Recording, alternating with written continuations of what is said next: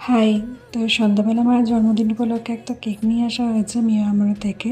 যদিও আমাদের আজকে একটা বিয়েবাড়ি পড়ে গেছে, কিন্তু তাও কেকটা কেটে তারপর আমরা যাবো বিয়েবাড়িতে। তো এখানে ওটাই সাজিয়ে নেওয়া হচ্ছে বার্থডে ট্যাগ দিয়ে, মোমবাতি দিয়ে, সব দিয়ে তারপরে কেকটা কাটা হবে।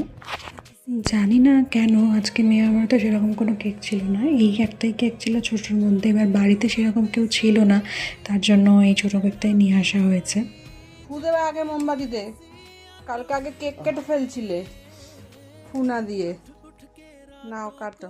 চলো, happy birthday to you, happy birthday to you, happy birthday dear মা, হ্যাপি বার্থডে টু ইউ। তো কেক কাটা মোটামুটি কমপ্লিট। কেকটা খেয়ে নিয়ে তারপর রাতে ডিনারের ব্যবস্থা করে তারপর আমি বেরোবো, কারণ আমার ফিরতে অনেকটাই রাত হবে, যেহেতু বন্ধুর বিয়ে সেই জন্য। তো সেই জন্য আমি রেডি হয়ে নিয়েছি একেবারে। তো এরপরে কেকটা কাটা হয়ে গেছে, কেকটা খেয়ে নেব, খেয়ে নিয়ে তারপর আমরা বেরোবো। বিয়েবাড়িটা আমাদের বেশি দূরে নয়, কাছাকাছিই রয়েছে। তো দেখা হবে আবার বিয়েবাড়িতে গিয়ে। টাটা।